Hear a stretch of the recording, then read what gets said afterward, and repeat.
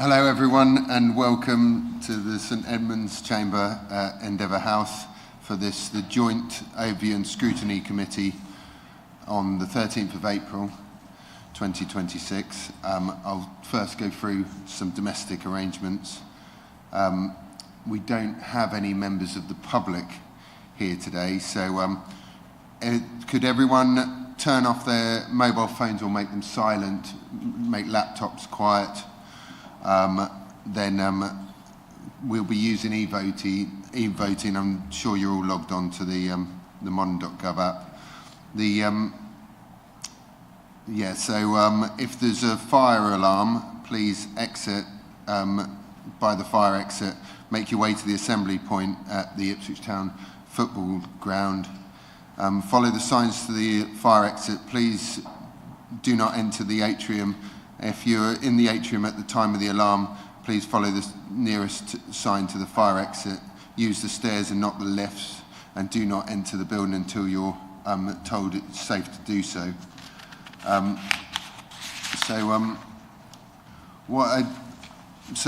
go on to the agenda, which is the first item is apologies for absence and substitutions. Thank you, Chair. We have apologies this morning from Councillor Ross Piper. Thank you very much. Item 2, to receive declarations of pecuniary, other registrable or non-registrable interest by members. I see none. So item 3 is JOS 2521 to confirm the minutes of the joint meeting held on the 16th of February 2026. Does anyone have any issues regarding the accuracy of those meetings? Could I have a proposer for those meetings? Councillor McLaren and a seconder. Councillor Carruthers. And what we'll do is we'll conduct a vote by show of hands. So all those in favour of those minutes? So that is unanimous. So the minutes of the meeting on the 16th of February have been confirmed. Thank you. Item 4, to receive notifications of petitions in accordance with the Council's petition scheme. None received, Chair. Questions by the public? None received. Questions by councillors? None received, Chair. Okay, thank you very much. Item 7, the main business is JOS 2522, which is the Tenant Board update. For this item, could we make sure that we speak clearly into the microphones, because obviously there's viewers on YouTube, and that we want to try and make it as clear as possible. And who would like to introduce this item? Please go ahead. My name is Liz Perryman, and I'm the chair of the Tenant Board. I'm very pleased to be here today to provide the Overview and Scrutiny Committee with an update on tenant scrutiny activities carried out so far this year.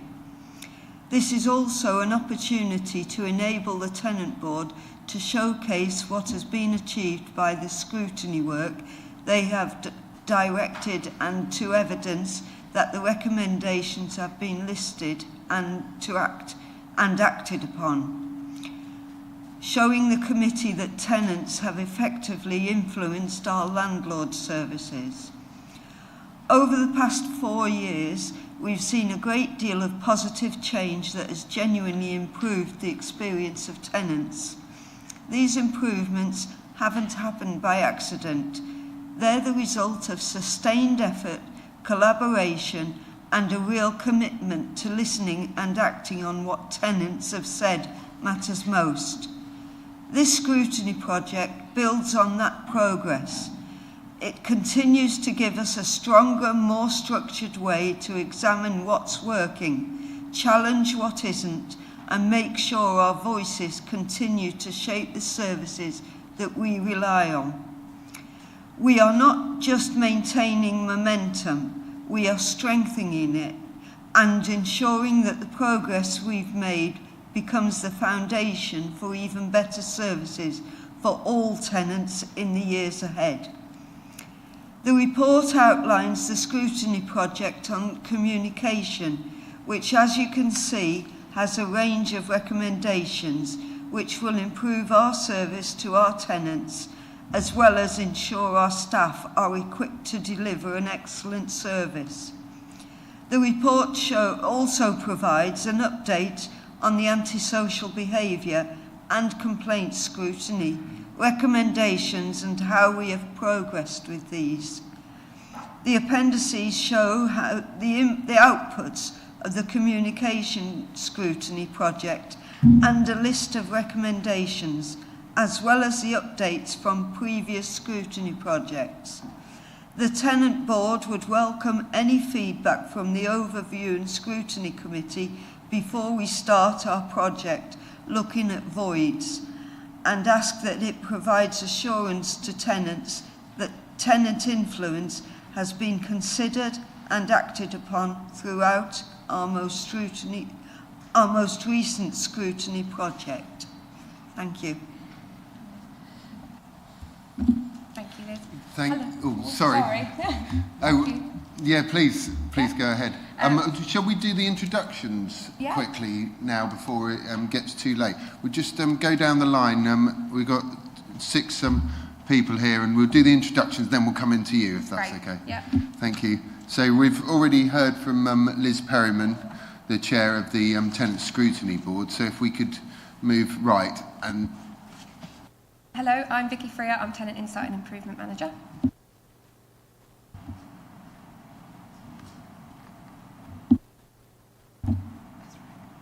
Yeah, hello, I'm Gary Allen. I am the Customer Service and Complaints Manager. Good morning, Mandeep Bogle, Director of Operations and Housing. Ruth Hendry, Cabinet Member for Housing for Babergh District Council. Richard Winch, Cabinet Member for Housing for Mid Suffolk.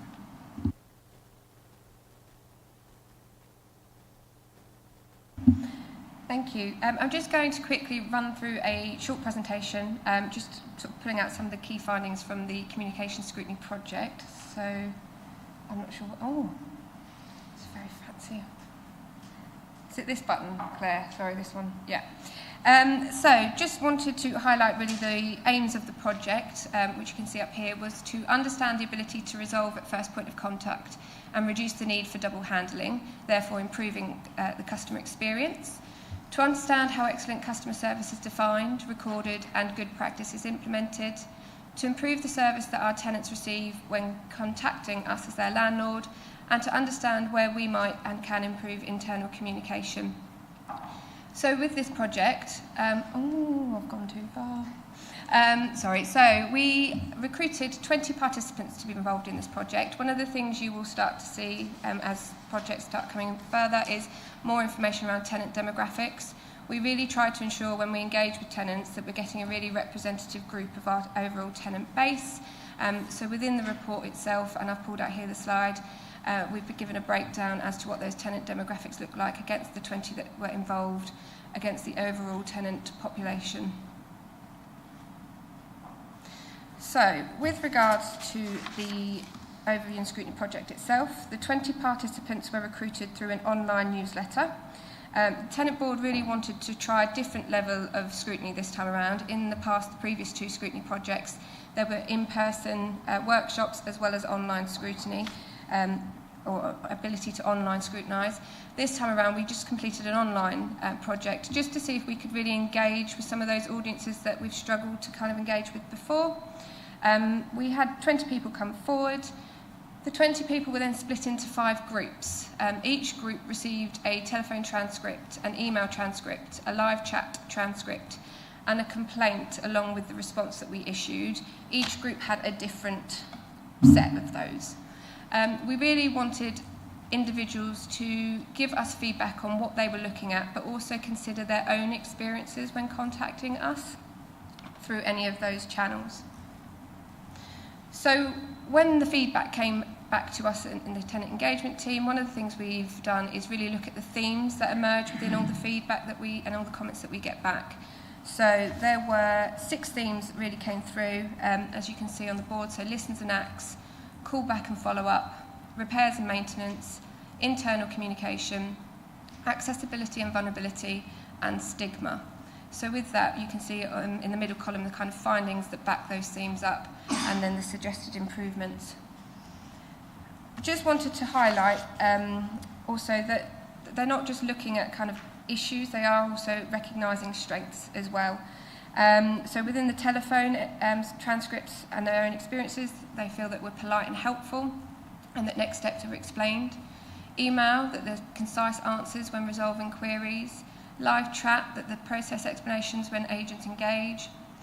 That also with complaint responses, there's clear timelines, and that acknowledgement of failings and next steps are included. So looking at, after they've looked at all that, they've then reviewed those, and 17 recommendations have been brought from that data. These recommendations were then given to the Tenant Board for ranking. However, we originally said to the Tenant Board, maybe take 10 forward. They all felt that actually all 17 were valid and wanted to take those forward.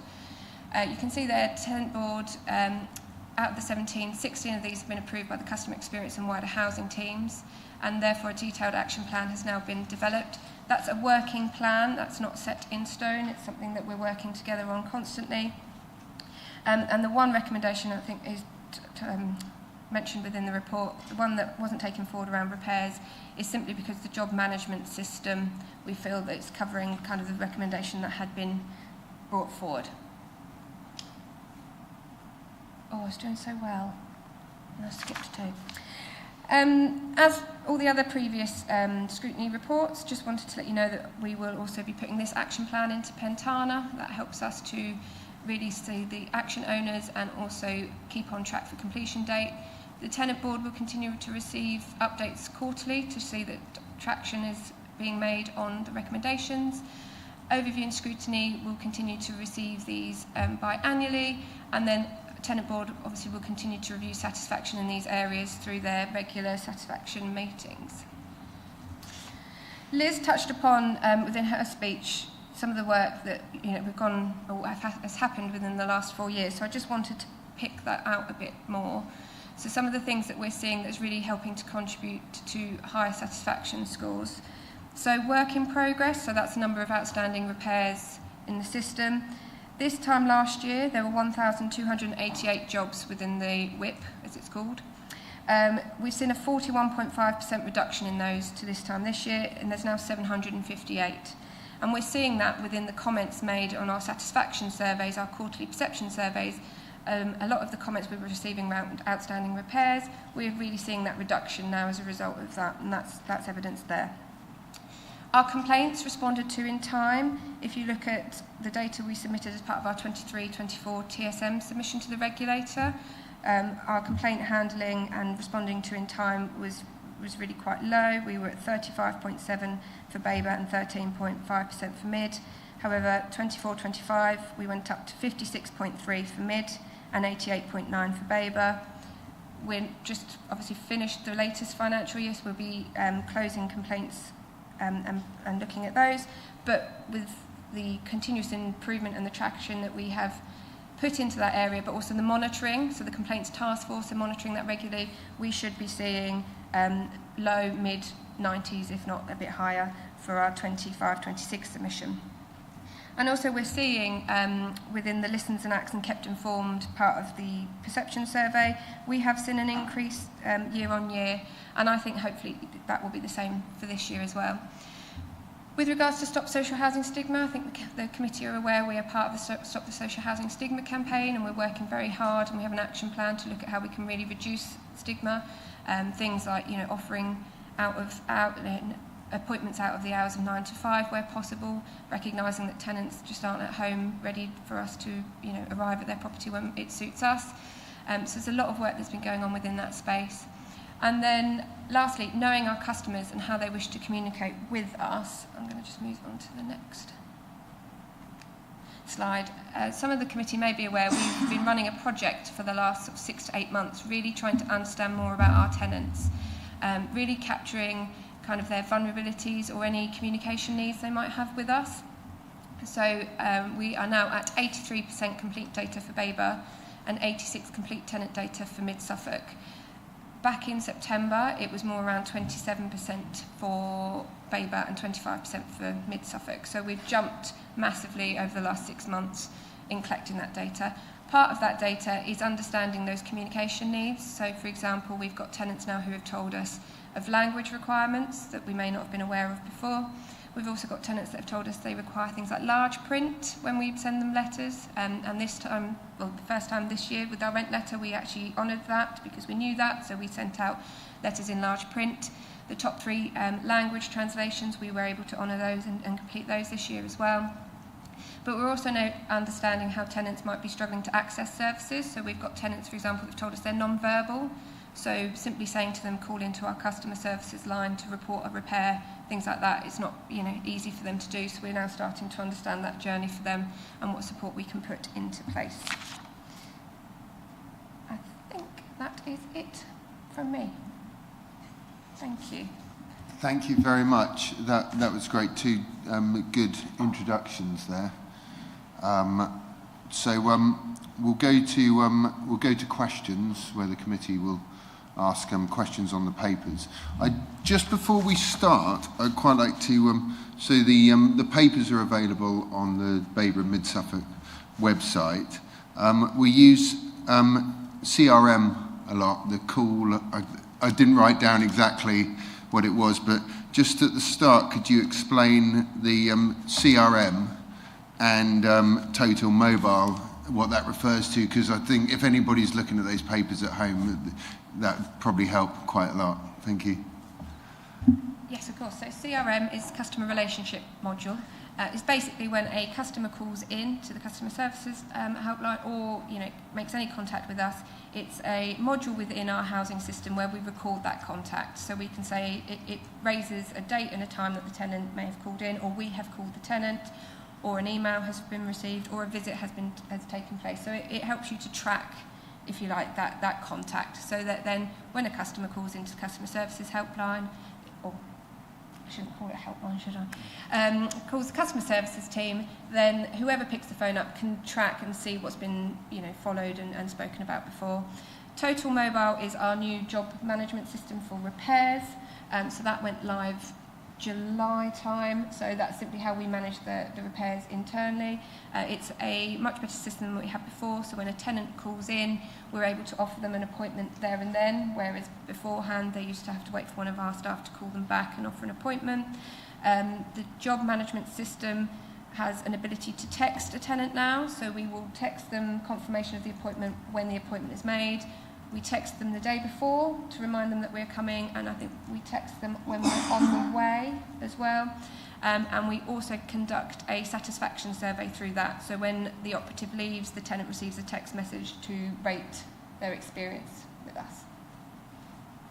Wonderful, and I'll go to the committee. Would anyone like to kick off the questions? Councillor Baker. Thank you, Chair. Hello, nice to see you all. I had a couple of questions, really. One was around the sentiment score. I wondered if we could have some adaptations to that in the report. But I was wondering, when you get appointments notified from the council, does it give enough detail as to what that appointment is going to be for, and what they're going to do when they arrive? Because there's some comments further down in the report which say that some people have turned up, contractors are on site, and they didn't know about that particular type of work. So I'm just wondering, when you get a text message that comes through and it says, you've got an appointment tomorrow, great, what's that for? Do we get any more do you get any more information, really? And I wondered if that's sufficient. And the reason I'm focusing in on that is because when you look at, it's on page 29, sort of the attributes, you can see the sentiment score there is a -5, so it's a negative, I'm assuming. And it's actually 18, the count of 18 references for that, and it's about appointments and convenience and things. So I just wondered if they tied in. So I don't know who'd be best to answer that.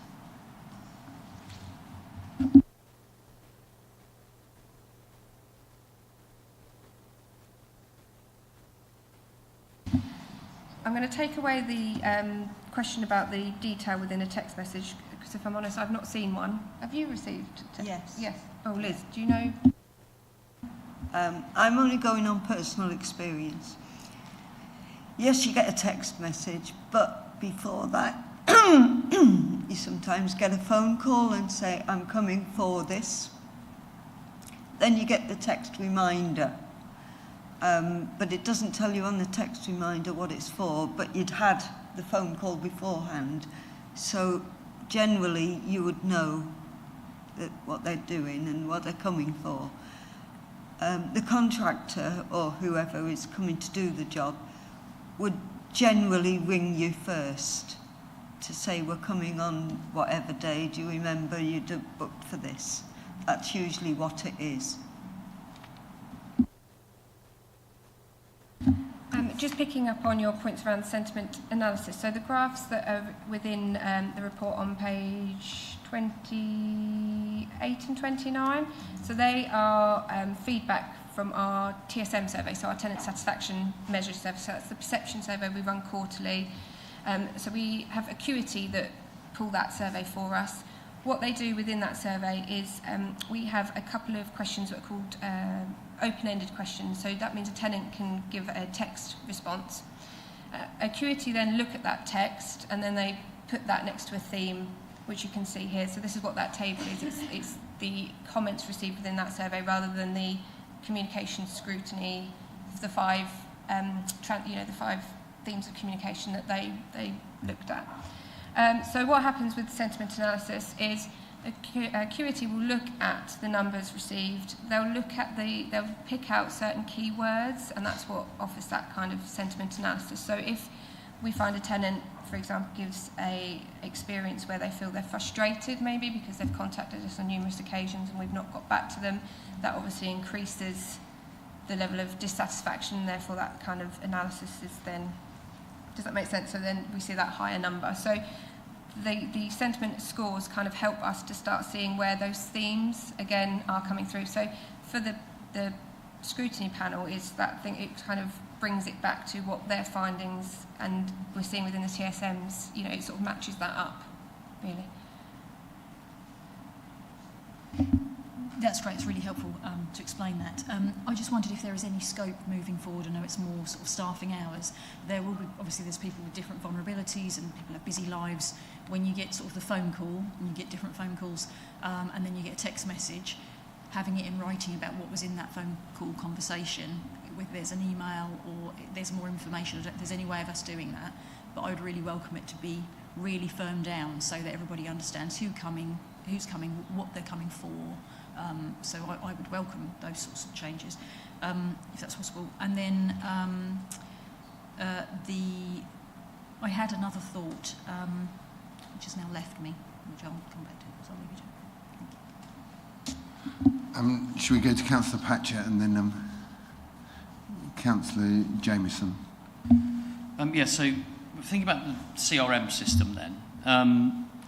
So with so we log callback requests. So what percentage of those sort of callback requests were actually achieved, like in the timescale that we set ourselves, which I think is 3 days? Is that so? What percentage are we looking at on that, please?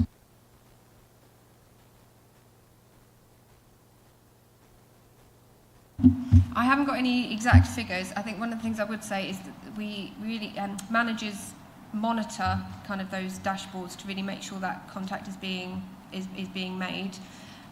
One of the things that we are just finalising, which sort of supports this work, is a set of service standards. So we're making those commitments that if we should be responding within X or those sort of things. And then as part of that, we're going to be looking at how we monitor that so that we can report that back to tenants, so we can keep that kind of accountability line. Again, obviously for us, you have to understand as a scrutiny committee, things like measurable things like that, if we can see you're achieving callback requests in a certain time, is a good measure for us to actually understand if the service you're delivering is correct. So we kind of need these stats as well. So I'll ask another one if I can, because I'm short on time. So thinking about complaints now, okay? So in the last sort of period that we're assessing then, so last 12 months, how many complaints specifically cite sort of no response then or no callback? So sort of what kind of percentage are we looking at of complaints that say something like no callback, no response, as the reason for why they've put this complaint in?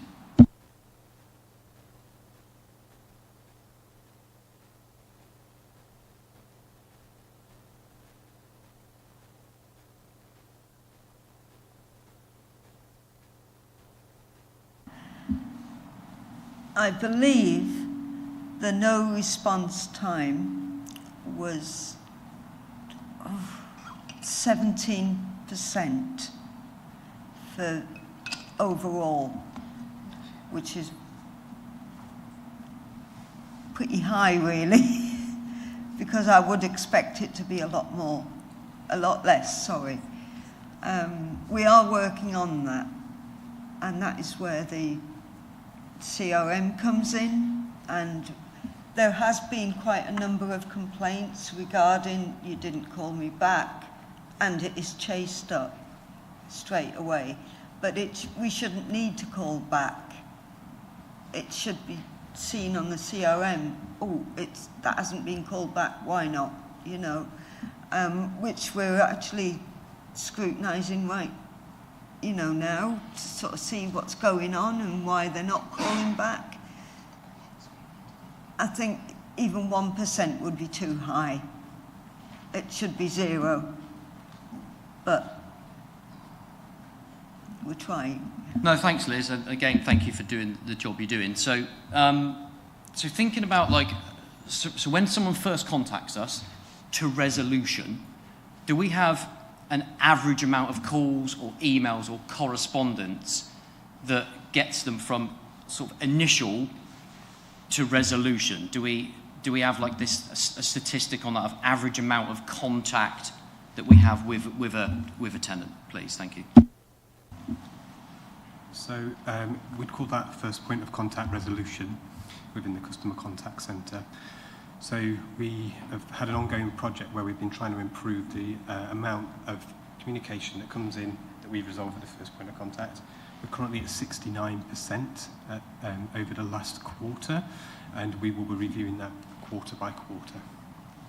Yeah, I guess I'm asking about amounts of, does it take 5 phone calls to resolve a problem? Does it take 12 emails? Is there have we got any stats on like amount of contact we're having in, not in percentages, but in numbers, I guess is my question. I don't have those specific figures. In terms of 69%, that would be, we would look at the CRM entry to see if that was the first time they call. We do look at whether things were resolved at the first point of contact or set up for resolution. So there's kind of 2 avenues there. If we can see that through the CRM there's been multiple callbacks, and obviously we would class that as failure demand in terms of calls that are coming in that the resident shouldn't have had to have made. But I don't have a specific percentage on that for you today, but I could come back to you on that. Is that, is your question really, is it necessary to have that information, or is it that you would like to see that information, Councillor Patrick? Yeah, no, thank you, Chair. So I guess I've not had essentially a response to any of my questions really. So I think it's about detail, isn't it? I guess for us as a scrutiny committee to measure performance, we've got to see statistics and numbers as opposed to sort of narrative. To sort of see, are we progressing, are things working? So there is some good stats in here, but I think we need more. But I'm not being unreasonable in the statistics I'm asking. These are things that we've got that information on, we just haven't got it in this report. So perhaps I'll form some kind of recommendation around that quite quickly. Exactly, yeah, that's great. Okay, Councillor Jameson. Thanks, Chair. Morning. Now, there's 20 people on the Tenant Scrutiny Board. They're considering the amount of tenants we've got. Is that a fair representation of the people out there? I mean, or are we got a lot of tenants that are really happy with the service that we're providing, and so they don't bother volunteering? And on that, is there a limit on the number we can have on a tenant board before it gets ridiculous? So the tenant board itself is separate to the scrutiny project. So the tenant board itself, I think, is 12 members. So we're always looking to recruit tenants. As for scrutiny, we don't limit it. And in the past, so where we've had in-person and we've had online, obviously people don't take part in both. So we've, maybe seen a slightly bigger kind of number of tenants take part. We're always looking for more, and we really try to engage and get more people on board. You would have seen, I think, at your last committee update, the tenant incentivisation scheme that we're now looking to roll out, or we will be rolling out, really recognising that, for individuals it might be just a gift voucher or something to say thank you for their time. I mean, like I said, we would always welcome more. I mean, 20, obviously, they were really great in all the work that they put in and the hours that they put into doing what they did. But yeah, we wouldn't turn away if we had 50, 100 turn up, something like that. We're always looking at how tenants wish to engage with us. So we've got a really big group of tenants, for example, who are resident readers. I think we've got over 200 tenants that are on that, because they like to do that. They can do something quickly from home, give their feedback, and then they feel like they've engaged and changed something.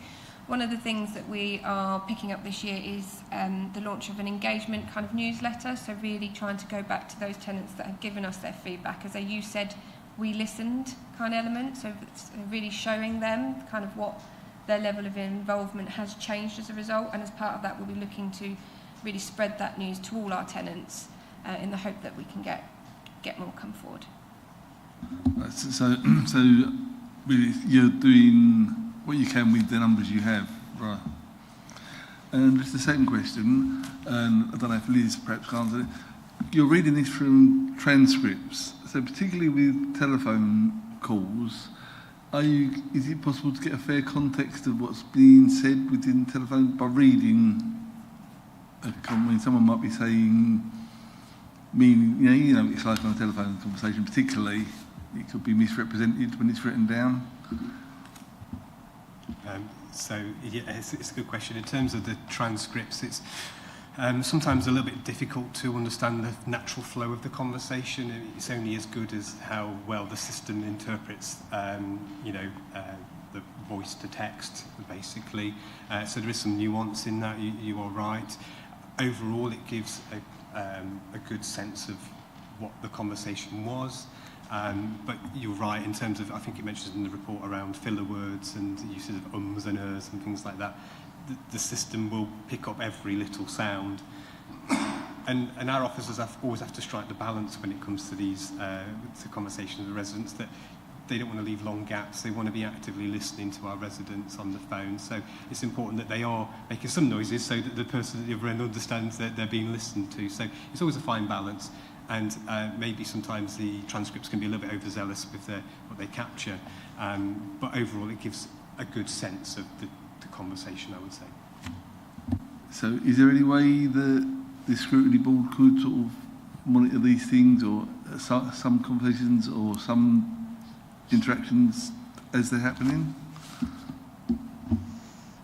So we can download the voice recordings from the conversations that residents have had. Obviously, we have to then do some data security work on that to make sure that it's people's personal details aren't being shared and things like that, which can be a little bit more tricky, but it can be done. So in theory, yes, they could listen to the actual conversation, which may give them a little bit more.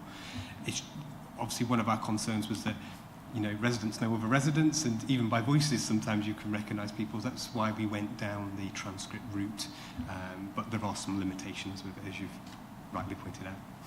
Okay, thanks. Thank you very much. Councillor Rowe. Yeah, I have a few questions. I'll start with the ones which kind of go together.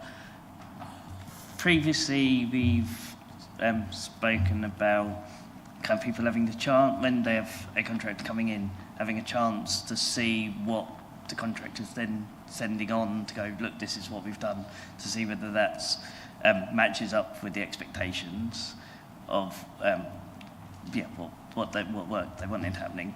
Because sometimes there'd be one bit of work happening and then another bit of work wasn't, but the contractor going, oh, everything's fine. And so is that improving, and is that still kind of being looked at by the Tenant Scrutiny Board?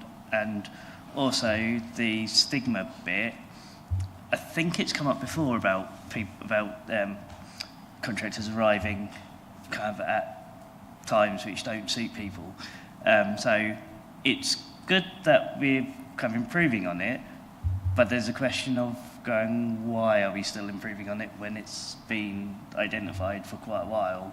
And there's a bit of a question, are you noticing a improvement to match the aspirations of improvement, if you see what I mean?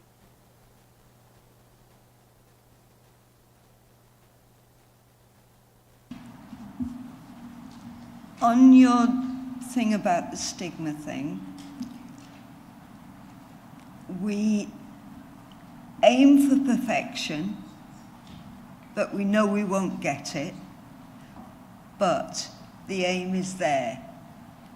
The only way we can ever grow and cut out the stigma altogether is keep improving and improving and improving, and then something will knock us back a little bit, maybe a television program or something, and then we have to start improving again. And that's why we're still improving and why we're still monitoring it. That is one thing about that. And I've forgotten what your other point was. My other point was where there's been work done and people can then look at what's being sent through by the contractors, go, this is work that's been done, and make sure that marries up with the expectations. With the contractors, I'm actually going through this at the moment, so I know how it's working for me anyway, and I presume it is for everybody else. With the contractors, there is an inspector comes out, sees what the job needs to be done, and will discuss it with you there. So he's sort of working with the especially a big job. He's working with the expectations. You obviously, if you're a big mouth like me, you tell him, this is what I want, this is where I want it, and then they will sort of work with you on that. Now, sometimes what your expectations are isn't practical, and they'll tell you why. Then they go back, they say they're going to do the work, they get it organised, and then they phone you with the appointment as to when they're coming. And then the day before they ring you again and say, we're going to come tomorrow at such and such a time, and this is why we're doing it. And that's fine. You know full well what's happening. That's what's happened to me now, and I'm waiting for the next phone call. I suppose my question was, do you see at all what they're then saying to Mid-Suffolk? Because, yeah, I know there's been points where there's been conversations happening with tenants and conversations happening with Mid-Suffolk, and they've not always, so yeah, there's been the conversation that you were saying, but that hasn't always been reflected in what then Mid-Suffolk, the information Mid-Suffolk gets. I think that sometimes it's a case of managing expectations and managing that when you phone in for a repair or you contact the council for a repair, no matter which district you live in, it should be monitored, it should be notified that the repair is there and that the request is there. And unfortunately, in the past, that hasn't been recognised and not been done. So not been seen to be done or anything like that. Now, it's over the last couple of months, or few months actually, it's been improving a lot. And I've noticed that this time when I've put in my request for repair, it's just totally different. It's so different and so much better and so much easier that I don't know what's happening with Mid-Suffolk. I haven't had any complaints sent to me from any Mid-Suffolk residents or even members of the board who are on Mid-Suffolk. So I really don't know what the complaint is unless it's from over 6 months back. And then, yes, I do understand that. And that's why we've done the review and the scrutiny, to improve on things for that. Okay, thank you for that. Yeah, it was from more than 6 months, like these conversations that we've had previously here. So, yeah, that's encouraging to hear. Can I just come in also, Councillor O? I think there's always a place where we're going to be trying to manage expectations with our customers, our tenants and ourselves based on resources, capacity, finances, investment. So I think whilst we look to grow and improve this space, and our culture is in a place where we now look to the art of the possible when we have someone on the phone, one of our tenants saying, you know, I would like this kind of a kitchen cabinetry, and we're sitting there thinking, well, you know, we have specs with our contractors, but we push the envelope to now think about what the art of the possible is. But there will be occasions, many occasions, where those expectations don't meet, and I think it's just something we're going to have to continue to work towards. Thank you very much. We've got a long list to get through, so we'll go to Councillor McLaren and then Councillor Carruthers. Thank you, Chair. First of all, Liz, I want to congratulate. It's a year since I was on this committee, and I want to congratulate you on all the work that the Tenant Board has done. I see great difference. But my question is, if I go into a council house as a tenant, at what point do you record my vulnerabilities and have them on record so that when I ring in and complain, you understand what my problems may be? Thank you. So if you're new to us, you will disclose those as part of your application as such, so as part of the gateway, so that's how it helps really, you know, it comes up as part of that, so it could be that we record it as part of that. When you sign up, you come and conduct your sign up with us, we would conduct it as that. Any visit or any contact that you should have with us, we should be constantly asking, is there any reasonable adjustments that we need to be making for you to help access those services? So if you called into the customer services line, for example, it could be that one of our customer services agents will say, is there anything that we need to be aware of to deliver a service to you? Same with our housing officers, it could be, you know, home visit, for example. So one of the things we've really seen through the project over the last 8 months is the amount of tenants that have said to us, actually, I've got physical disability, so it takes me a lot longer to get to the door. So actually, if you're coming to visit my house, maybe a housing officer's coming to visit, or one of our contractors or one of our operatives is coming to visit, you know, make sure you knock loudly but leave enough time. So it's all those things that we've gained from that project are now in our system. So whoever goes to that house can see that information and kind of, you know, be aware of that, that reasonable adjustment really. But we always recognise that vulnerability changes. You know, and sometimes we could have somebody, for example, that tells us that they've broken their leg, so therefore it might take them longer to get to the door at that time.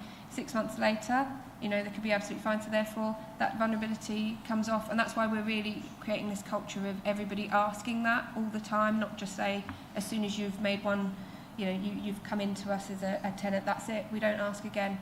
You know, we really recognise it changes. Thank you, Chair. Thank you. Councillor Carruthers. Thank you, Chair. One of my questions has just been answered about the vulnerabilities. The other thing was about repairs. Am I right in assuming that now you always get a time for a repair so that you're not waiting around all day? That's brilliant. And the other one was about the newsletters. I'm aware there's an online newsletter because we now get that. But are there any hard copies available for, say, elderly people who might not be online? So exactly, as a part of this project, we now know who our what tenants aren't online. So an objective of mine for this year is to introduce a quarterly printed newsletter for those individuals. So really looking at everything we've been publishing on our online newsletter, making that readily available. We already do something like that within our sheltered scheme, so the scheme managers print our emailed newsletters and make those available for tenants, and they're also spoken about at coffee mornings. But now we know kind of the general needs of those individuals who are digitally excluded. We'll be offering that out further. Thank you. Thank you. Councillor Grandin, please. I was pleased to hear a few minutes ago that management of expectations is being carried out. So I think that's actually quite important in any service situation. And so it might be that my question has actually been answered. But on page 35 of our report, where under the overall theme analysis section, the first two concerns both include points about timeliness. It says listening to what the tenant asks and acting on this request in a timely and professional manner. And the second most important one, communication with our tenants within the time frame agreed. So you may have answered this perhaps, but are we dealing with this timeliness aspect, please? It seems to be, high on the priorities list. Thank you. So in terms of the timeliness of contact, as part of the joint customer experience and housing task force group we've put together, we are looking at what those prescribed timescales should be, how we publicise them and make people aware of them and hold ourselves to account to do that. It is a work in progress, and there are some limitations in terms of how we make that happen, but it is an objective of that group to do that, and we can report that back in further reports. If I can just add to that, what we do have is that level of detail for our jobs in the repairs category, and this is why we know we've made some marginal gains there, but we're doing that, I guess, goal setting, performance setting into our front of house collaboratively with our teams to also have those milestones that Councillor Patchett also referred to earlier, but that will be as part of the task force and setting those performance goals and then being able to manage them. But we do essentially have that for repairs, which is why we know that we're reducing those duplicate calls or those callbacks as well. Thank you. I'll just ask a quick question before we go to Councillor Patchett. The golden call is mentioned in the paper.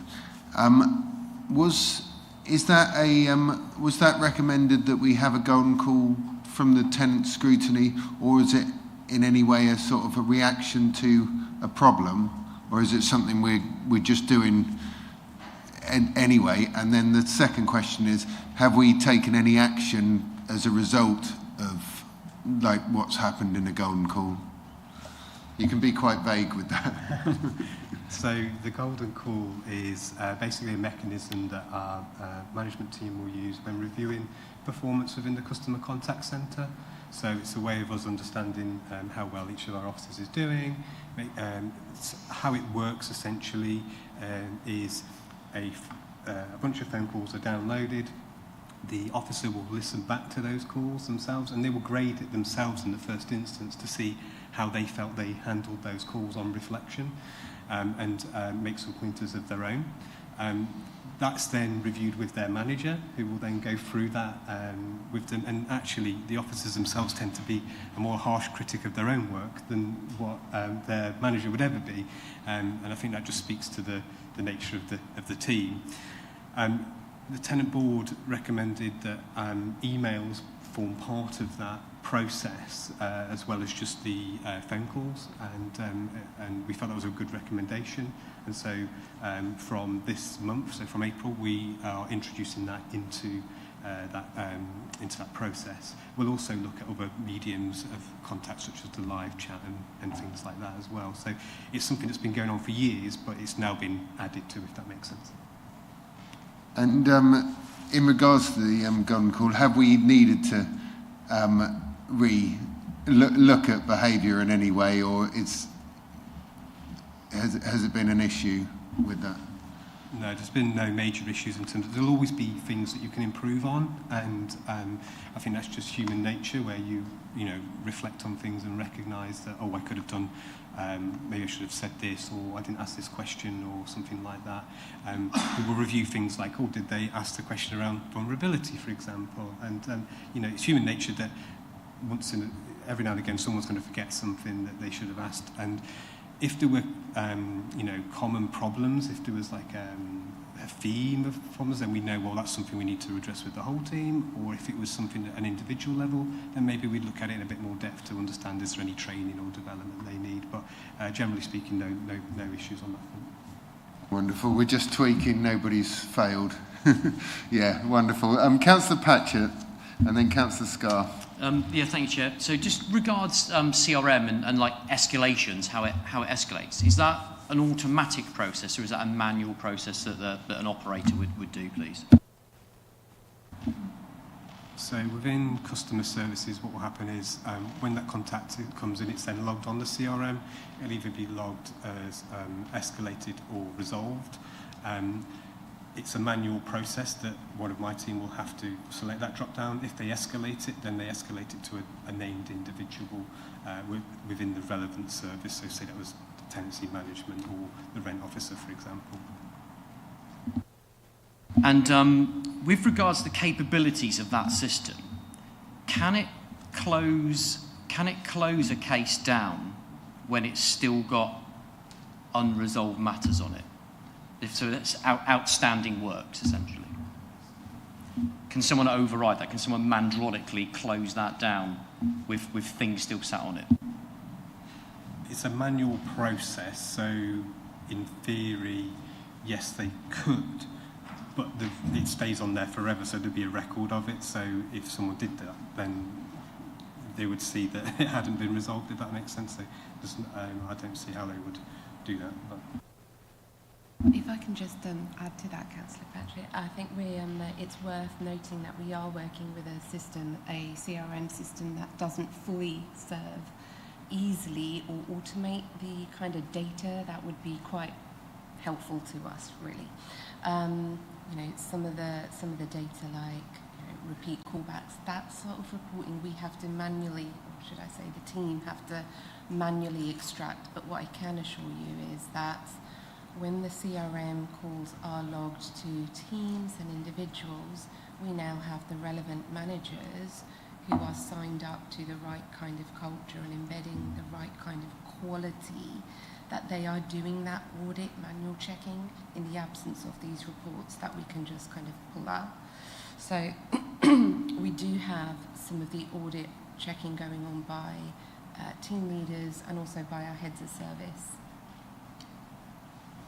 Jack, can I just follow up just to those immediate points? So, a bit like on MS Planner, if you're familiar with it, if you tag people on it, when there are updates on that certain thing, it sort of sends them an email. Is CRM like that at all? So I guess if you've got an operator and a manager, when a case is closed, who is being notified, is the question.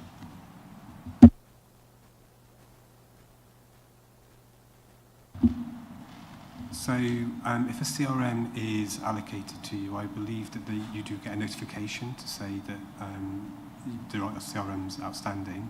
And then in terms of the management oversight, they can review all the CRMs that are open within their team so that they can see if any of, the longest one that's been on there, if there's anything that's allocated. So, for example, it could be allocated to an officer who then unfortunately goes off sick. They can then reallocate them to other members of their team so that they then get resolved essentially by another suitable person. Yeah, so I guess with that then, so if people, I'm just thinking of management processes here. So an operator can close a case down, and essentially there could be outstanding tickets still to do, and no one past that person is actually informed that case is closed down. So that case, that file with potential jobs on it, could actually be closed down, and then it disappears off the system, but there's still outstanding work, and no one above that person is actually having a log of that, really. I'm just worried about things disappearing into the ether, really. Just on that point, in terms of when a CRM's closed down, how I understand it is the officer would then put in comments as to what they, as an action as such, of what they've done. You mentioned earlier about the failure demand. I just pulled up some stats that I've got in terms of what percentage of calls come in on the housing line that are classed as failure demand. So, i.e., if someone's chasing something up or something hasn't been done or something they should have already been informed about. And for March last year, that was sitting at 4%. So that was 129 cases out of 3,250. So it's quite a low level. They may not necessarily all be to do with CRMs and things like that, because some parts of the housing solutions, for example, don't use that system. But it gives you an indication of where it sits. Thank you very much. Councillor Scarf, you've been very patient, and Councillor Wyman, patient also. So, Councillor Scarf.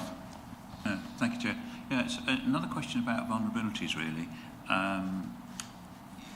You've obviously done a lot of work in terms of recording our tenants' vulnerabilities on the system, and that's really to be congratulated.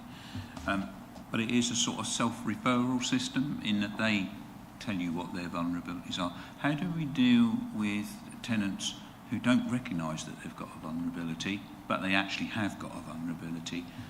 Do we record any information on their vulnerabilities without them offering us information?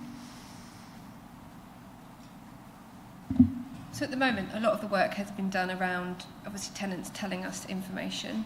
Obviously, there's a fine line, isn't there, around what we store and what we record about an individual without them knowing. Obviously, there's information that would be passed department to department. So it might be, for example, a housing officer has finally gotten into a property where that tenant has really struggled to engage with us. So it might be the tenancy sustainment officer as well, and therefore we're starting to unpick. Our staff will always have those conversations with tenants around actually if we can record those vulnerabilities on our system, you know, it's not shared widely, it is so we can simply tailor our approach and our services to that individual. It also means, for example, where we've got tenants who, and this has happened, we have got a handful of tenants, for example, who don't want to engage with any part of the service other than maybe their tenancy sustainment officer, because that relationship has been, so therefore we would put something on the system that might indicate that. Does that answer? Yeah. A second question, Chair, if I may. Well, yep. Question to these then. Obviously, the scrutiny process between the tenant board and the scrutiny process has been going for some time now, and you've looked at a number of areas which are your areas that you've chosen in order of priority ranking. How do you feel the response has been from officers? Has it been good? Has it been improving, etc.? Maybe a little unfair question, but I'm just interested in how the tenant board see their relationship with the officers and the support that they get.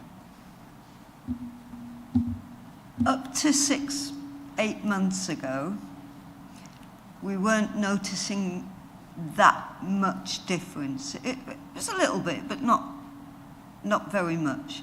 But over the last 6 months, we've noticed things have really, really changed.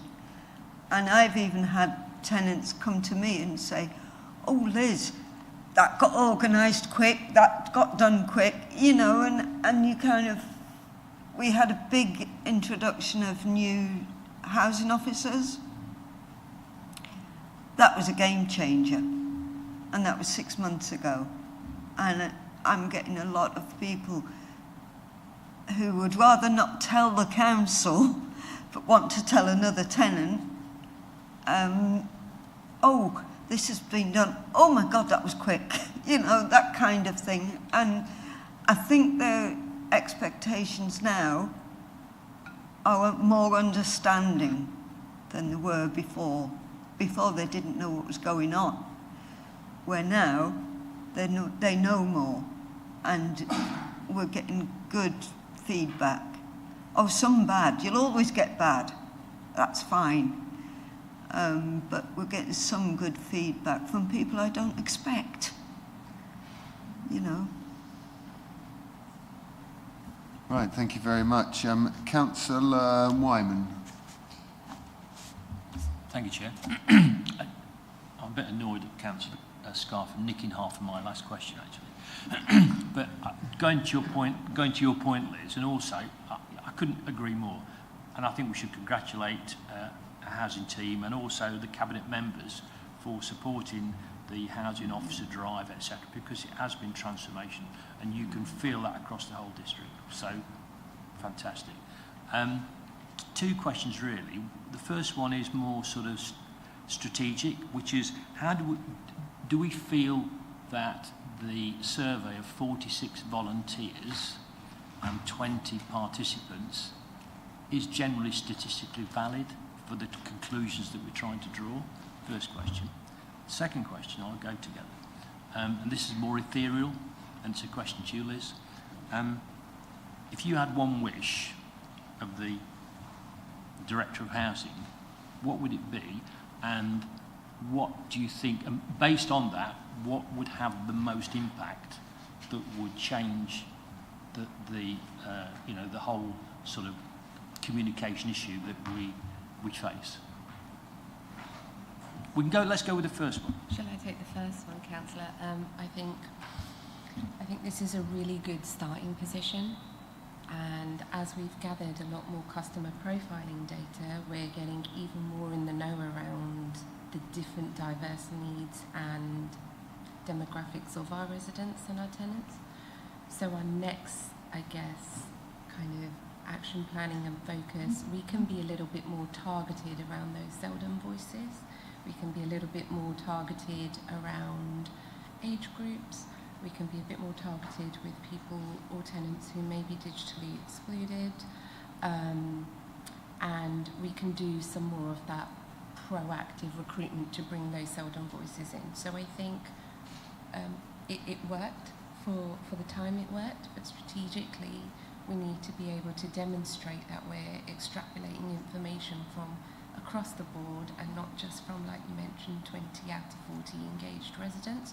But it's always a challenge. You know, we're asking our tenants to engage in extra in their own time, and so that's always a challenge, but we need to make it also meaningful for our tenants to engage. So, you know, the topics that mean something to them. So there's some work that we're doing essentially in the background around the right kind of engagement rather than just engagement for engagement purposes. So yes, it's being thought through and kind of shaped, but it will always be shaped with Liz and the Tenant Scrutiny Group, I guess, overseeing that and influencing that as well. But I'm quite clear that it needs to be a lot more diverse in the voices that we're hearing back from. Can I just come back on that point? Do you think we could do more with what I call the coordinators that we have? We talk about a lot, but to be fair, I don't really see. I get quite a bit of sort of anecdotal feedback from tenants in the village where I live, and it sits along the lines that Liz often talks about, which is they'll talk to each other and they'll talk to me and they'll probably have a bit of a moan about X, Y, Z, and I'll find a resolution through the councillor contact management process, which I have to say is like lightning. It's really, really quick, and most housing people respond very, very quickly. But I think strengthening the coordination point and having those lead tenants and making it a little bit more official, not official, but you know, some recognition of what they do, because they can. They'll talk to us and they'll probably talk to people they know in the community, and you can often give that feedback. So I think that would help, but I think trying to recognise them would be helpful in some way. I think that's a really good point, and if that's a preferred method of contact that our tenants, you know, reach out for, that they prefer to contact their councillor or speak to another tenant or a neighbour, then we should explore that.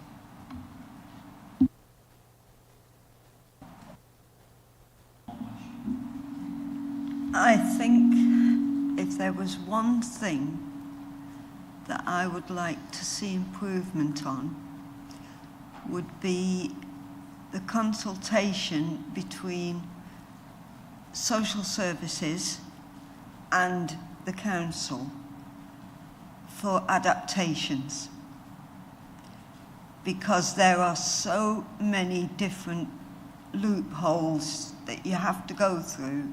By the time your adaptation comes through, do you really want it, and do you really be bothered having it? Couldn't care less. Because it's wrong that somebody who can't get in a bath because of a disability have to wait for up to 2-3 years to have their shower fitted. That's wrong. That's just not right. And if they want accidents, then they'll get accidents, but then the council will get sued. And that's not right either. So what I would like to see is faster communication between the social services and the council, and faster work to be done. You know, you don't have to wait 2-3 years for the job to be done. I'm sure what were they doing? Blooming growing the flooring or something? It really isn't good. So. I'm so pleased that you mentioned that, because that really is the sort of pinch point, isn't it, between, you know, what we do as the asset provider and what the county council should do through social services. And there's a really big disconnect between how that works. I've experienced that 2 or 3 times in the limited 3 years I've been a councillor, and it's a really hard bridge to get across. And as you say, Liz, those things are fundamentally bad things that can happen, and they're really difficult for us to control. When I say us, I mean, you know, they're all we really, and we need to find, come the day of the unitary, we will have a better solution, I'm sure. Right, thank you very much. We've got 4 more people left. We've got Councillor Baker, Councillor Rowe, Councillor Jameson and Councillor Patchett. I do want to finish these questions by 11:30. That is a budget, not a target. But we've still got good quality questions, and we look forward to hearing these further questions.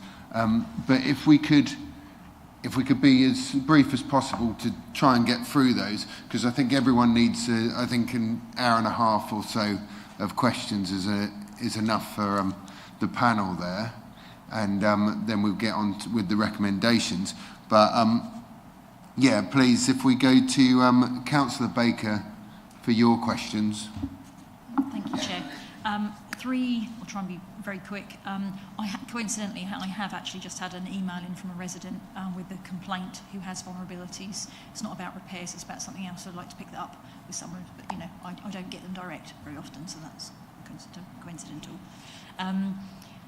The other thing, just referring to Councillor Patchett's point about the system, we raised this with David some months ago, I think, in the committee, and we put in a recommendation to give support about, you know, doing some business intelligence around the systems, so it was ready for when LGR came forward. I think it was looked at, but I think the priority was bumped at the time because there was a lot of unknowns. So now we're at the position that we're moving forward, you know, with planning the new unitaries and the systems, because we know IT is going to be fundamental, and it's matching with the other authorities really. So that system I'd like to have some priority, because I think when we had reports from David before, it was really quite clear that was holding the team back in many ways. So I'd like to sort of ask if that's up there on the list. And then I had one other question. It's about residents knowing how the system works, because they make a phone call to local authority and it's like a big ether. It's quite scary really, because you put a question in, you put a problem in, and you don't know where it goes, you know, it gets lost. And I don't know if we've had flowcharts or a list of the structure presented to residents so that they can understand this is the team that works with it, even if there aren't names attached to that structure, but so they have an understanding of the array really, or even the process that it follows. Because even I, sometimes, if I've got to make a phone call as a resident for whatever purpose, it goes into the system and I'm thinking, where has that gone? And I've got an easy way in, you know, which I don't use when it's personal purposes. So, yeah, just wondering if there's options. Just in terms of the point around residents understanding where their query is being directed through the system of council, I don't believe they've got anything out there that would demonstrate that. All I can speak to is if they contact us within customer services, our officer will be clear in terms of, okay, well, what's next, what happens, so that the resident then knows what is happening. Obviously, our aim is to resolve it at the first point of contact, so it doesn't have to navigate through lots of people and lots of hands. But where it does, then obviously it's important that the resident knows, well, what's happening next at least, so that they've got an idea. But I take the point around that wider scope of what's happening more generally. I was just going to say that's one of the things that maybe we could look to put on our website initially, is sort of some sort of family tree of each of the departments, so that people could see exactly that. So yeah, I'll pick that point up. And if I can just come back on the report part, if you give me a moment, I will see if I can dig that report up, see what the recommendations were, and yeah, if they're relevant at the moment with LGR. Okay. Thank you very much, Councillor Rowe. Okay, so I've got one question about whether you've ever put anything, the newsletter letters up on YouTube, because like obviously we use YouTube for things like this, and with things like subtitles you can then change what size they are, what contrast they are. The AI changing into language is not perfect, but for people who like have a kind of language that they understand easier than in English, but isn't one of the main ones we translate to, it might be a bit more helpful than nothing. I'll be looking at what demographics we collect, because I don't think we do sexual orientation. I think David has previously said don't collect sexual orientation, but even things like that, there's kind of the aspect of where people are housed, then is like how close they are to like communities that they can connect with, and also potential for ASB. And third question is, when there's people go like visit, do a house visit and stuff, if there's offhand comments, does that go on to the CRM, even if it's kind of a not needing to be action, but it's a potentially if something happens later on, the tenant might think, oh, I mentioned this before, but so yeah, do we record kind of stuff like that if when there's face-to-face visits? Can I take the first question, Councillor Rowe, is around how we then communicate based on the data that's shared with us around our profile of our customers. I think we need to be sensible with the kind of resource and capacity we place around that. So if we've got 20% of our residents feeding back to us that they prefer written communication, we will, make capacity and some focus around filling that feedback to them. But I'm not quite sure how many residents have fed back media channels or social media channels would be helpful in a way of a communicative kind of process. But we can look at the data, but I'm not sure that that's going to be a place that I'm going to really focus the teams at the moment. At this point, communication is, I think we have almost 5 different channels: phone, email.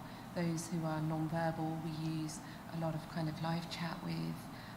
We do in-person visits to our tenants. So I don't want to kind of sit here and say that we will explore other channels when at the moment these ones are sufficing, and based on the data that's come back to us, it feels adequate.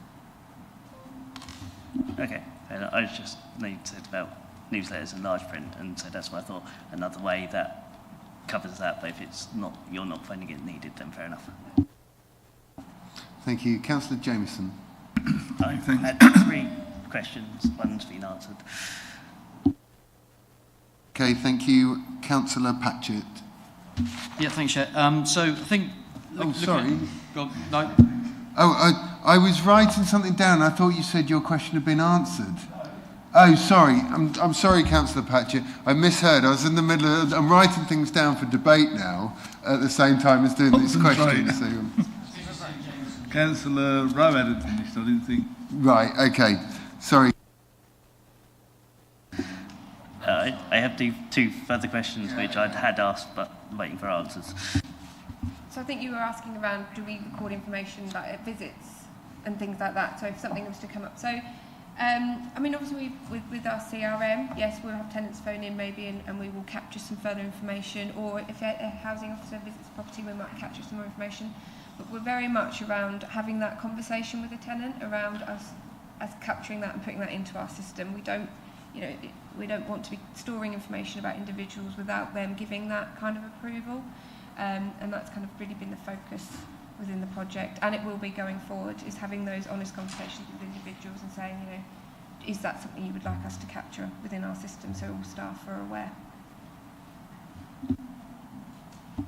And then there's the demographics question.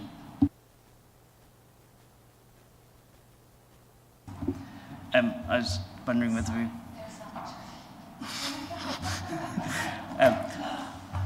I had asked, because I think David had said in previous meetings that we don't capture sexual orientation, so I was wondering whether we were looking at what demographics we come from, because you're saying we're going to be looking more at demographics, and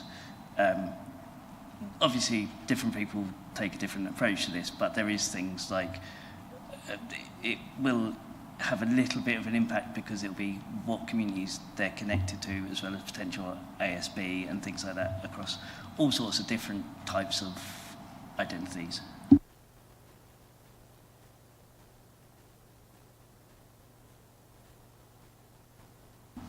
I mean, we don't collect that data, and also I'm just being advised by Vicky that the parameters that set out the data that we should collect also don't have that particular request around sexual orientation.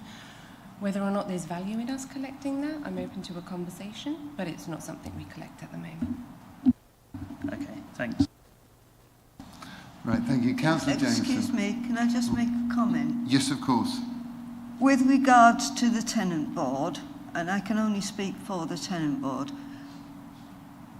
it doesn't matter to the tenant board whether whatever sexual orientation you are, whatever colour you are, whatever age you are, if you pay your rent, you're a tenant. That's it. We choose, we discussed it, and we actually said that it doesn't matter. You're a tenant. We will represent you. We don't care. Not that we don't care, but, it doesn't matter to us. As long as you're a tenant, we will represent you. Thank you very much. Councillor Jameson. Thank you. Thank you. On in terms of their staff, are their performance, are they measured, targeted on how many cases or how many phone calls they take, how many emails they respond to, how many jobs they close? I mean, I only ask because having worked in customer relations, I know once you're targeted, you find quick ways around things. So, there are targets, and they are set based on individual skill sets. So different officers will have different skills. So we have different lines that come into our customer service team, and people are trained on various lines. We understand that some calls are more transactional in nature, and other calls can be more in-depth. So you can imagine a call around council tax, for example, can be quite complex at times, the same as a housing query can be. So we know, for example, that the average call around a housing matter lasts for about 6 minutes. So we understand, you know, what is someone's capacity to be able to take phone calls. But our officers are multitasking, so they'll be taking calls, they'll be doing live chats at the same time, they could be having an email on the side as well, and they're obviously trained for that, so we have to take all of those items into account when we set a target to make sure that it's something that's reasonable and achievable.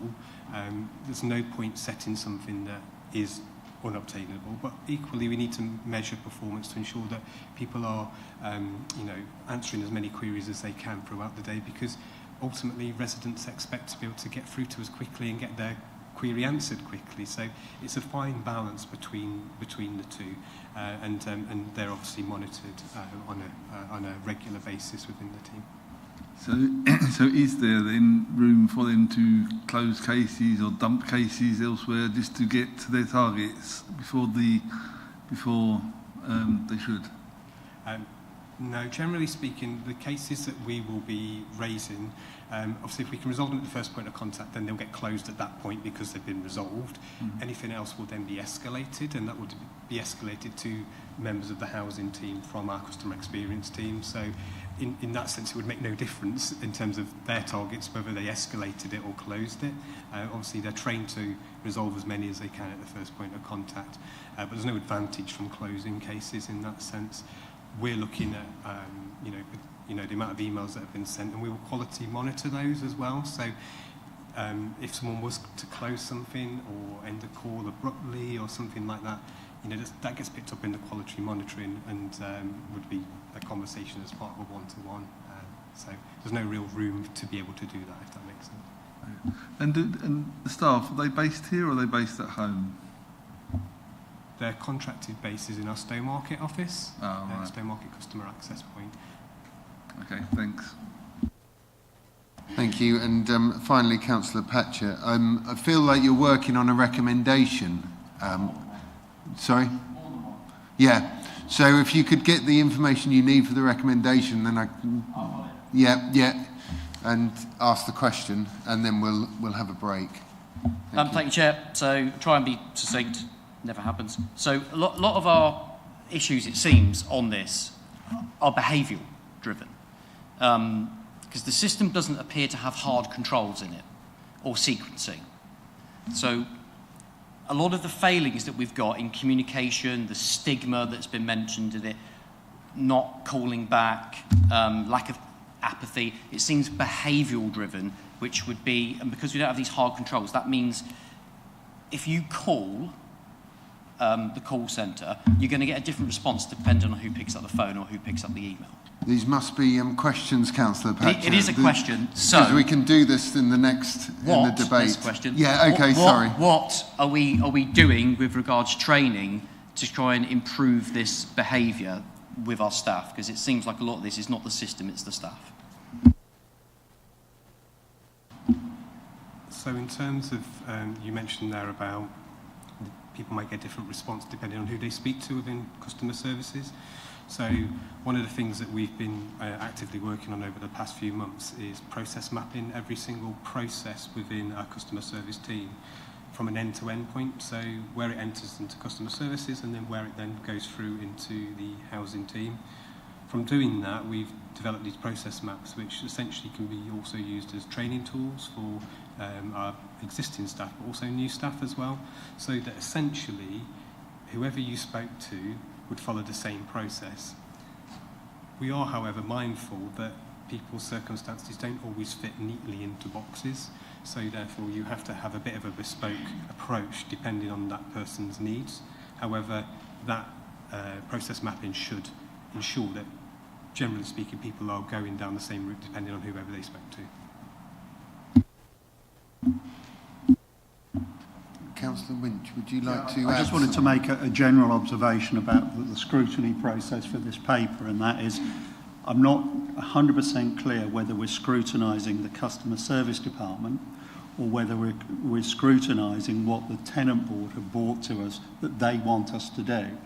And in my mind, the focus should be on These are the things that our tenants have asked us to do and make improvements on. So if I look at the first one, increase first-time resolution. So the issue from scrutiny is, this is my view, are we on top of that? Are we improving it?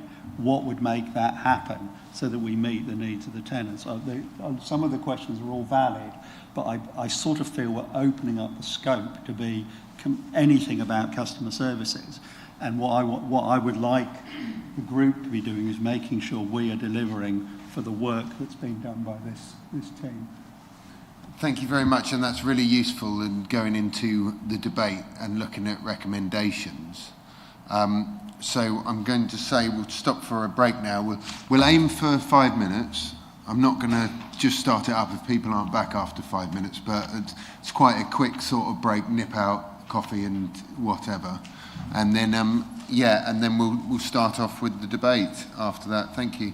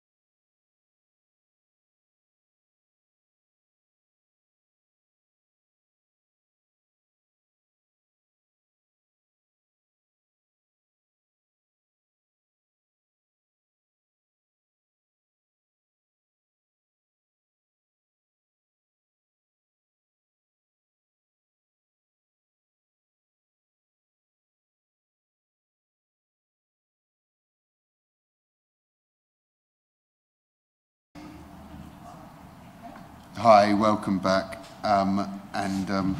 So we've just had the question part of this, and we'll open it up for debate. Would anyone like to kick off the debate? Councillor Patchett. Yeah, I'll start because I've got to go in a bit. So I think the CRM reliance in itself is sort of process heavy, evidence light, consequence free. So we've got missing evidence for these headings. So tenants contacting less about the same issue, don't have evidence. Communication-based complaints are falling, haven't seen evidence of that. First contacts resolution rates are improving quarter by quarter. Again, we're missing evidence on that. So I think CRM in itself is sort of missing some structural controls built into it, and also governance and things that compel compliance with that system are missing. And we don't have automated triggers in it for escalation. So I think it relies a lot on sort of soft controls, which is training on people. So we're relying on people remembering the right sort of thing to do. So what do I think is required on it? Well, the system shouldn't allow a case to be closed with logged callbacks outstanding, with any actions pending, and also if the tenants haven't been updated. The system shouldn't allow that. Any missed callbacks, they should be automatically escalated after a set amount of days. We've got some repeated sort of failures in the system, and albeit, not huge, those failures, I guess, should be visible to the wider team and the managers. Sort of not just at the moment, that isn't automatically being visible to the wider team and the managers.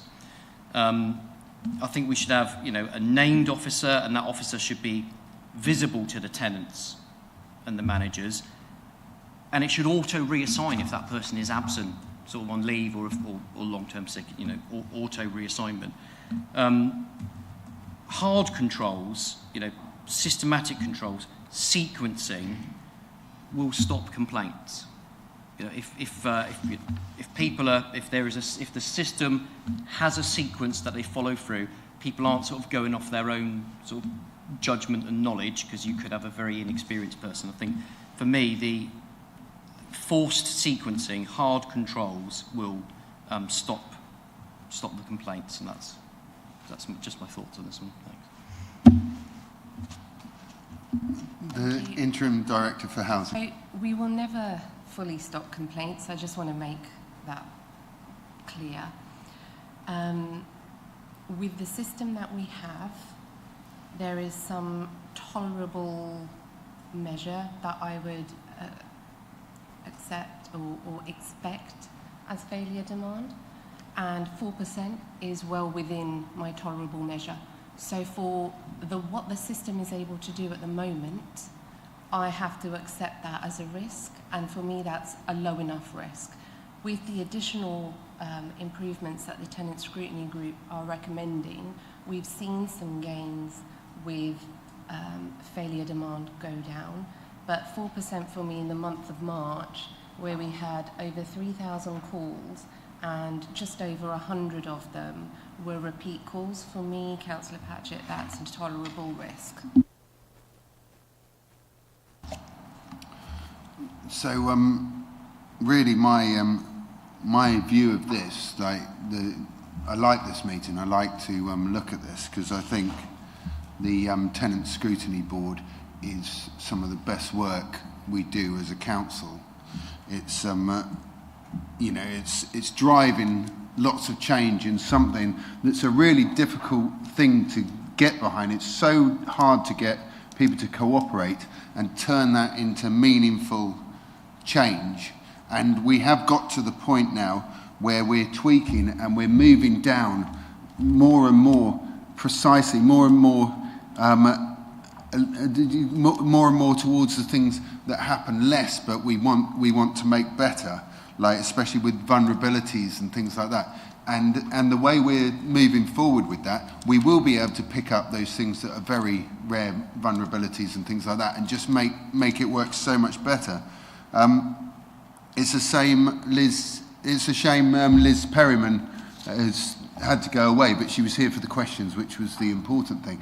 And before she left, I said, I hope you're really proud of what you're doing and what your team's doing in this council, because it is fantastic. The huge amount of work that they're putting in to make things better, and they're volunteers, and it's hard. It's a really difficult thing to do, but it's built that bridge with tenants that we found it so hard to do. We'd shared surveys and things like that. You never really know who's replying, or whether they're sort of leaning over in the favour. They're usually leaning over in the favour of people that are unhappy, that want to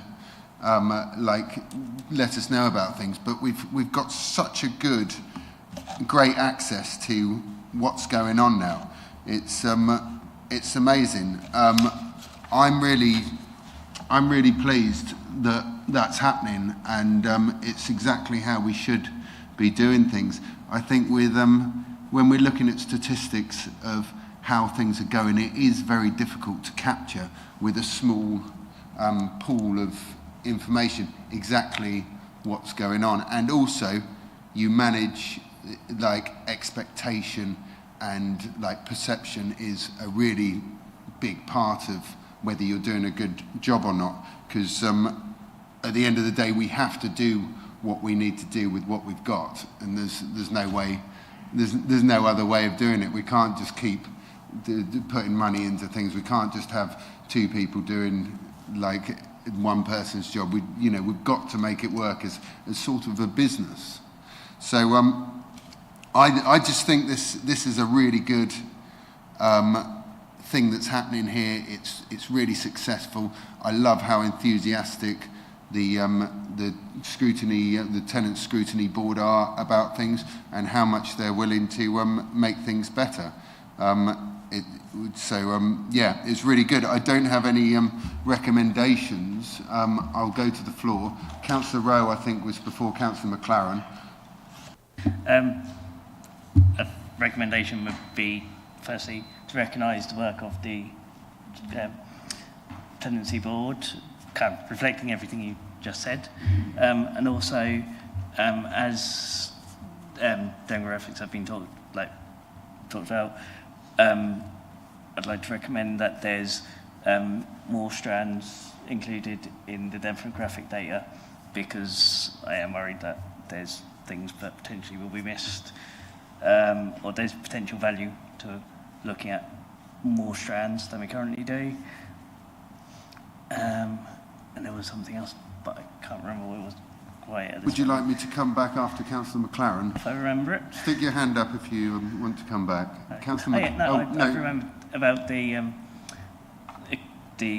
demographic data, and if possible for it to be where people can self-identify or use words that they use, rather than necessarily just fitting into census data, because that isn't necessarily always the most person-centred approach to approaching demographics. Thank you very much. Councillor McLaren. Thank you, Chair. Well, I want to say what a brilliant job Liz and her team have done. If we remember how it was before, they've worked really hard. And considering they're not part of the council setup, it's all credit to them that they've managed to and achieved what they've achieved. However, as we've all looked at the report, I think all of us have concerns, Chair, about some of the systems and some of the communication that's going between perhaps two different directorates. And I, as a member of the JASC group, I would actually like to make a recommendation, and somebody's going to have to help me with how we word that, but I think it's worth internal audit, having a look at the systems between the departments and then coming up with a report. Thank you. Okay, I'll give Alicia a bit of time to just type that up. Otherwise, we start talking about other recommendations, and she's still doing that. No pressure.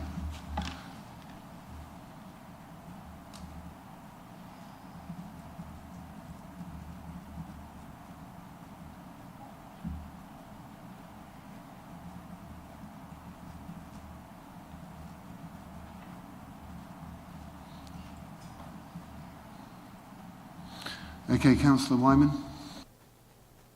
Thank you, Chair. I'd just like to sort of say, want to support Councillor McLaren's point over the great work that the Tenant Scrutiny Board have done. And I'd just like to reflect just briefly on what we've been asked to do and what we've done today, really, which is we've really heavily scrutinised ourselves what the Tenant Scrutiny Board has done.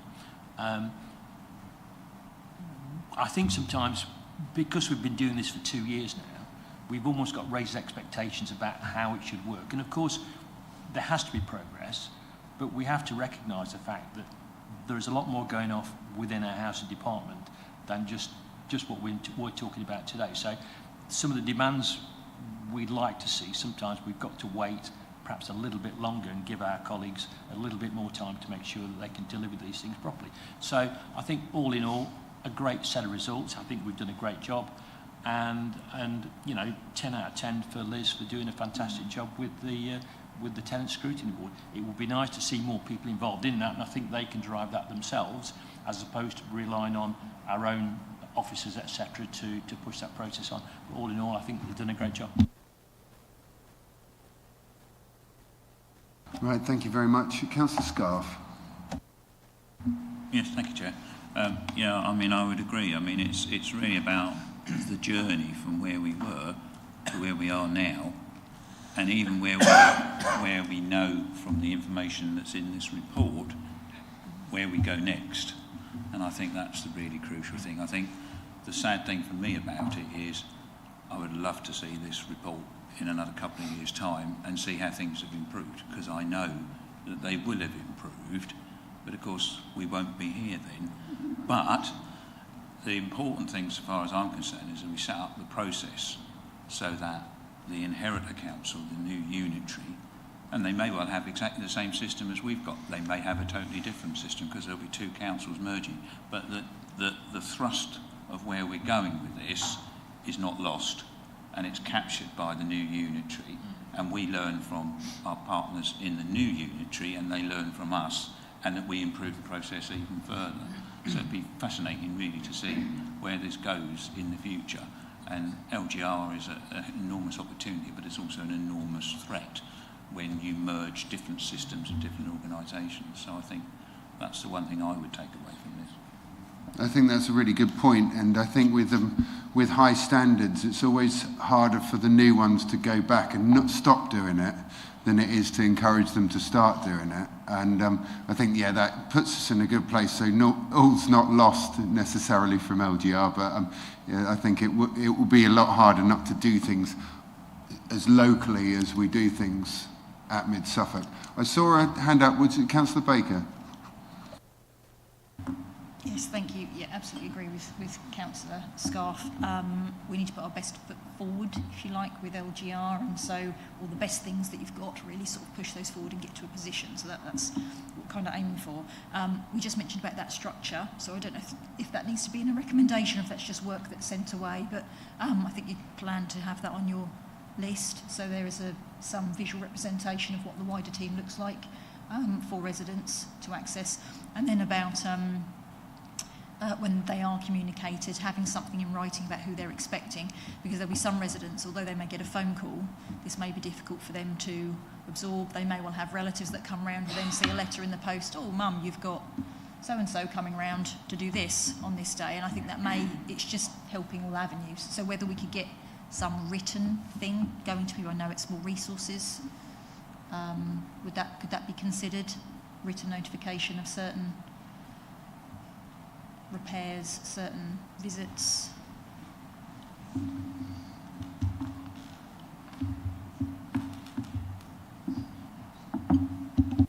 Just to check, is that something that you do already, or is...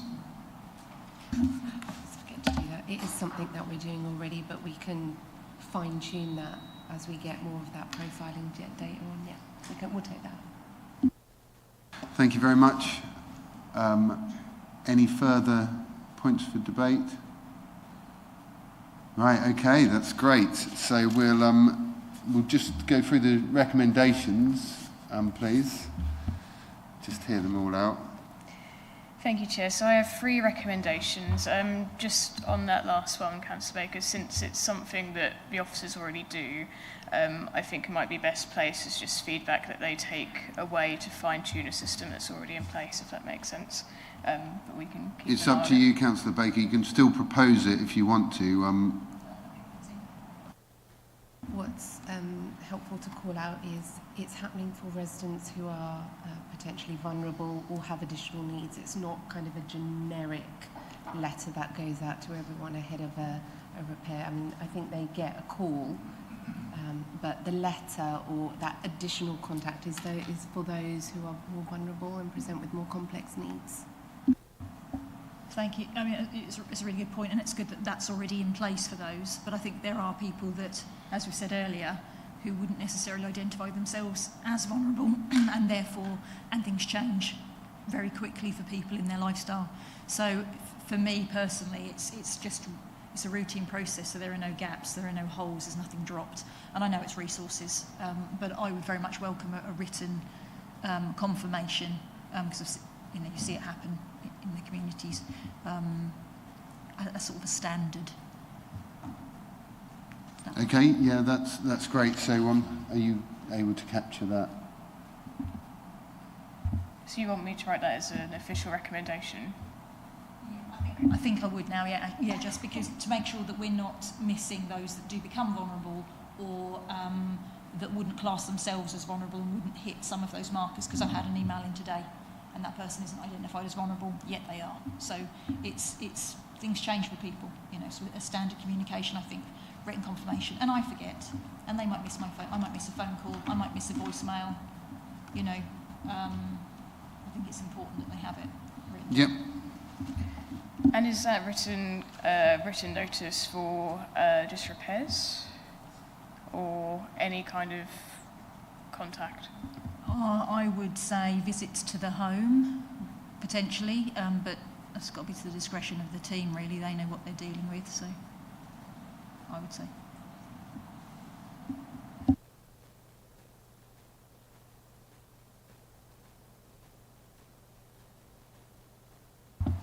Okay, thank you. So I have 4 recommendations. Number 1, that the committee endorses the activities and hard work carried out by the Tenant Board, as well as the recommendations and actions taken as a result. Recommendation 2, which is Councillor Rowe's recommendation, that the Housing Department collect further tenant demographic data, incorporating the option for self-identification. Recommendation 3, which is Councillor McLaren's recommendation, that the committee requests that an internal audit be undertaken on the systematic relationship between housing and the customer service departments, and that the results be reported back to members. And then recommendation 4, which is Councillor Baker's recommendation, that the Cabinet members for housing ensure that tenants receive written notice regarding visits to their home as standard practice. Councillor Patchett. Yeah, just obviously reference the email that I pinged over to everyone, just with I had some bits as well on that one, which were recommendations. Yep, so we have... yeah, for those that haven't seen the email. Yep, so we have an additional recommendation from Councillor Patchett, which I've merged all into sort of one recommendation.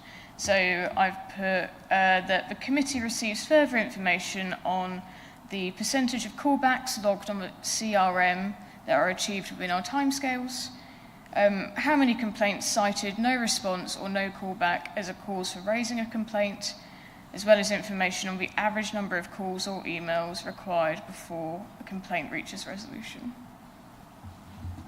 Right, okay, so what we'll do, are there any further recommendations? So what I'll do is, on block, I'll ask you if you've got an issue with any of those recommendations, and if you have, we'll narrow it down So has anybody got an issue with any of the recommendations that have just been put out? No? Okay, so we can go... Oh yeah, we need a proposer. Councillor Rowe proposing. Do we have a seconder? Councillor Jameson seconding. And we'll go to the electronic vote, please. It should be on your computers. Can I show of hands and put my laptop away before? That's fine. Thank you. Thank you, Chair. Members, that vote is now in progress.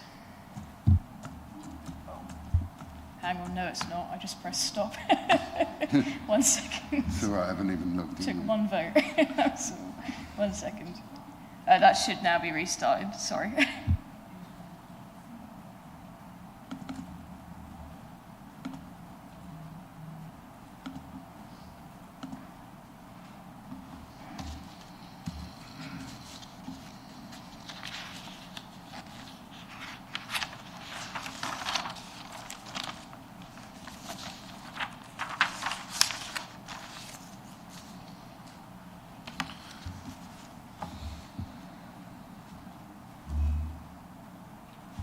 Councillor McLaren, do you want me to take yours verbally? It's fine, don't worry. Thank you. Thank you, Chair. So that makes 10 votes for the recommendations. So that is carried. Okay, thank you very much. They've all been accepted. Thank you, panel, for being here and going through that. It's been quite a long question session and everything, and I think you've done extremely well in answering all the questions and knowing exactly what you're doing. It's been very impressive, so thank you very much. Please feel free to leave or stay and see the rest of the meeting. Right, okay, thank you very much. So we'll go on to item 8, which is forthcoming decisions list. Do the members have... Impact of the new car parking charges. Could we drop the words implementation, impact and new from that? Sure. Yeah. Slightly tongue-in-cheek request, really, but I thought it was making sense. And the second point was, I noticed the have we put back the Corks Lane questions? No. It has been delayed slightly. It has had a slight delay, but I'll communicate that to members more in depth outside of a meeting. Okay. I'm not. My point was, I'd rather see it later, fully informed, than sooner and underinformed. We will take those comments away. Thank you. Oh, thank you. Councillor Jameson, sorry. Just on the car parking charges, I know we've fed into what we want in the report back, but I've had questions from other members. Can we still feed into what Mark and Matt are going to provide? Can they, from them? Yeah, absolutely. So the report deadline isn't for about 3 more weeks. So if members have any key information that they really want to see within that parking report, I would advise you to let Mark Ems and Matt Smith know as soon as you possibly can, so they can collate all that information. But yeah, scrutiny have the opportunity to shape a report however they want to see it. So I would recommend to take that opportunity. So will that be run past Councillor Jameson at any point, or are you happy to just take that? Yeah, that's fine, yeah. Okay, perfect. Are there any other issues with that? So that's for noting also. So we go on to the Mid-Suffolk scrutiny, the scrutiny work plan. Are there any comments on the Mid-Suffolk one? We've got 3 members. Councillor Rowe. Yeah, just looking through it and not entirely sure what shape this would take, but obviously with LGR there'd be a reasonable amount of work kind of going into that. So because it'd be like stuff that's happened, I'm not 100% sure whether it's here or the JASC, but it feels like there would need to be some scrutiny of the preparation for it. I know that and partly with thinking about what's come up today, where we put good things in place and seeing how that, what structures and how that's working to try and get it into the new unitary, or at least put forward the best case for taking what we've learned and improved. Yeah, thank you, Councillor Rose. So those are conversations that we're going to be having pretty soon. It's going, as far as I'm aware, it'll be conversations between Councillor Caston as chair and Councillor Mellon as leader, and then whoever goes into those positions at Babergh after annual council, as to how scrutiny helps the administration of a council as a whole with the LGR processes. So it's still a bit of a work in progress. There's conversations happening behind the scene as to where we potentially fit in the best. But I'm trying to be involved in those conversations and putting scrutiny out there as a tool that can support what we're doing. So. Yeah, and I think you make a really good point that it's so important for this. Like, I'm glad you think that I'll still be in place, and I hope to still be in place. But it's a really important thing to talk about, because there's no other thing that is going to change how we everything's changing massively, but we don't really have any information at the moment about how it's going to do and how these things are getting carried on. And every single scrutiny meeting we talk about how LGR is going to affect things, and I don't want this scrutiny committee to get into a position where they're like, well, we can't change anything because of LGR anyway. This is pointless, because I think we do a huge amount of good work, and we've got to know where we are, and not having those reassurances or the plan in front of us is going to make that really difficult as we go on. So we'll definitely try and be on that as soon as we've got an idea of what's going on. Yeah. Thank you. Councillor Wyman. More on dates, Chair, really. We're not really having two meetings, are we, Pacifico and Western's Safety Partnership, because ours is shown on the 13th of July and Mid-Suffolk shown on the 16th of July? No, that will be a joint meeting. Right, that's great. Any further things on the Mid-Suffolk scrutiny work plan? No? Okay, so that's for noting also. So thank you very much. We'll go to the Ovian Scrutiny Action Tracker. I've got it in front of me now. If everyone just find that it's on the digital papers. So would you like to pass any comments on this, Alicia? No, I don't think so. So it's there are a couple of other updates. I don't have them just to hand at the moment, but it is on one of our, I think, on the Council Housing Assurance Report. I have updates to recommendation 1.5 and 1.6, which I will circulate after committee to members and get that updated on the action tracker. I have been going to joint cabinet briefing, and cabinet members have been reminded where actions are currently outstanding within their portfolio, and they have promised to get back to me. So we'll see. And then the stage after that is I ask in cabinet why these things haven't been done, or we haven't got an answer. So we'd slowly give them more and more trouble as we go, should we not get the answers. Councillor Wyman. Thank you. I think we've made real progress with loads of confirmatory, either negative or positive comments. So it's nice to see us clear, some of the rejections at the back and all the other things. Plus also, things seem to be moving at a pace, which is great. Thank you, Governance Officer.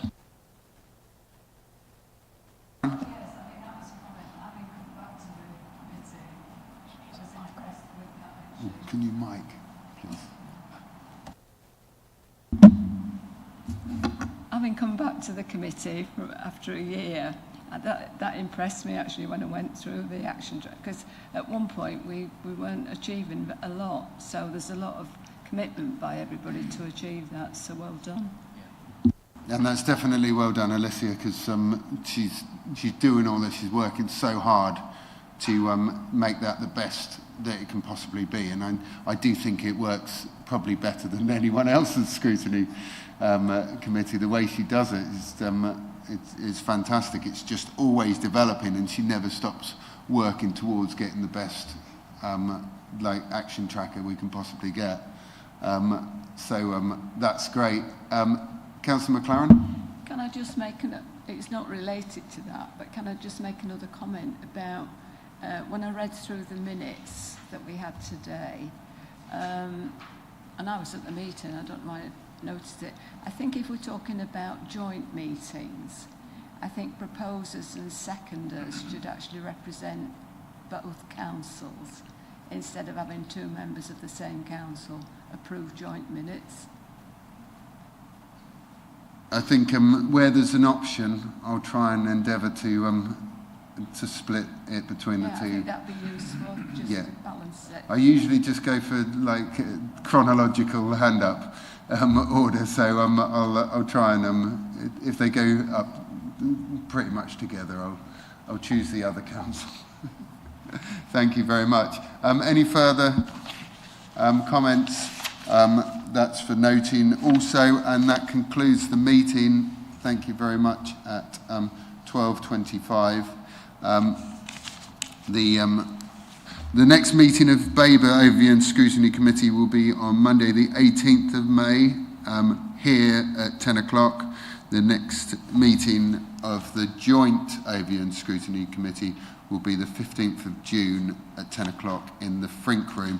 So I'll look forward to seeing you at that second meeting, and have a good rest of the day. Thank you very much.